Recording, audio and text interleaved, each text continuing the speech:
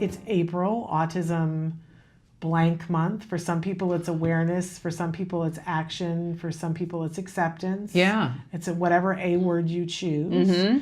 But we certainly have seen this month that it isn't all nice and it's not all kid gloves. And I wonder if we're not going to expect more of that in the future. As autism has become more mainstream with, I think the official stat is 1 out of 68, but if you dig in there, they have new data that says 1 out of 45 U.S. children. And then in India, it's very high too. All the other countries are kind of getting their data together too. So I think as we see more awareness, we're going to see more controversy. Yeah. But not at that deep kind of level that the autism parents are doing, but more that, I have an opinion on it because of what I read, which can be a little bit tricky. Yeah, it can be. There have been a lot of things already this month that come across my desktop, and I'm sure they come across yours too. And I get disappointed by a lot of the things that I read. I especially don't like it when autism parents take on other autism parents. That's my least favorite thing. It's before we went to break, we were talking about judging people.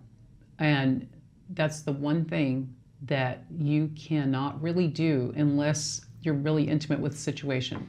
And none of us are really that intimate with each other's situations until something happens, and generally that's when people tell you the real truth about what's going on. Yeah. And so the articles out there are very interesting because I see that some are coming from a good place. I'm a freelance writer, and so I do deal with magazines and editors and things. And so I see some of them come from a place of good intention from the editorial staff, but then you have people that are trying to get a viewpoint out, and that's what writing is for, which is good. But some of them do tend to tackle things that they really don't know any better, or they do and they just don't like the message.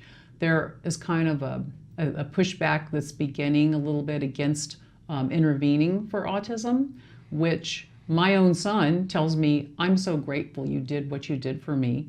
And he says, I'm not sure I want to have kids because of look what I put you through. I'm not sure I want to go through that. Yeah. But he says, I'm grateful for what you did for me. And he says, he just expresses it. And, he's doing very well.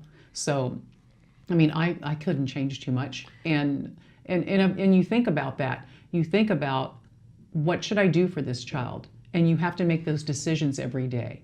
And that's in the trenches. That's parenting. And for someone else to come and judge what you do for your beloved child every day, and that's hard to judge. I mean, they should not be judging that. Now, sometimes there are things that people do. We all think, okay, maybe that's not the best idea. But almost always, it's coming from a place of advocating for that child and trying to help the family. Yeah. I mean, nobody wants to see a child be harmed. No one, I think, across the board wants to see a child get harmed. But there's a lot of misinformation that's out there, particularly your son went through intensive ABA therapy at CARD. Yes. And that was the story that I read that I said, I want to do what this woman is doing. It was given to me by a woman who was doing an intensive behavioral intervention with CARD. And I met her child and then read your story and went, okay, this is what I'm doing. It is what we did.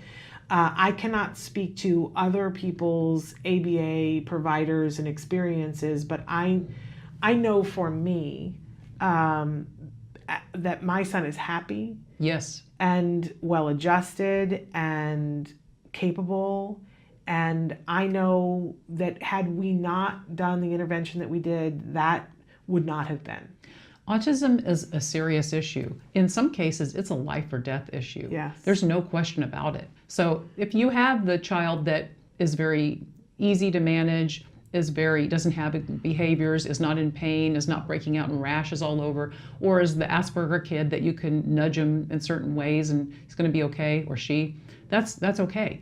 But I'll tell you, here's one thing that people don't know. I hear from people in other countries all the time because of my work with autism and camel milk and all those kind of things. So it's a place of privilege. When you are in a country where you can say, they're getting too much therapy or we don't like this therapy, you're coming from a place of privilege. I hear from parents all the time, Egypt, India, the Sudan, Africa, they don't have anything. They might have to go 1,000 miles to the only doctor in the country to try to get an appointment that they wait 6 months for, and they might get a little occupational therapy, they might get a little speech therapy, and they pay out of pocket for it, by the way. So it's almost a backlash privilege in a way that to me. Now I can see where, if your child is getting a lot of intensive interventions, sometimes it's natural. You redesign the program, you change things up. That's just part of it, right? Yes. I mean, that's what a well-run therapy provider does. Absolutely, but it's not harmful to the child, no.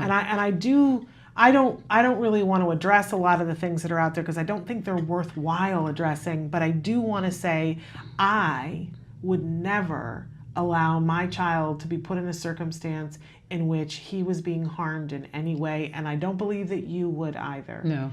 And I, sat in the next room while my son was having therapy with a baby monitor on where I could see and hear. Mm-hmm. I watched what was happening. Mm-hmm.